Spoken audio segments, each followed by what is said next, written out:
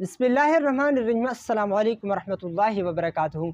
आज हम बात करेंगे वज़ू के मुस्तहब्बात पर। तो वज़ू में कितने मुस्तहब्बात हैं और वो कौन कौन से हैं? वज़ू में कितने मुस्तहब्बात हैं? 5।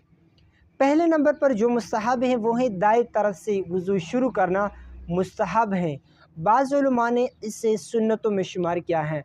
तो दाएं तरफ से वज़ू शुरू करना तो ये क्या है? मुस्तहब्बात में शामिल है और इस तरह बाज़ उलमा उसे सुन्नतों में शुमार करते हैं। दूसरे नंबर पर है गर्दन का मसा करना। तो गर्दन का मसा करना ये क्या है? ये है मुस्तहब।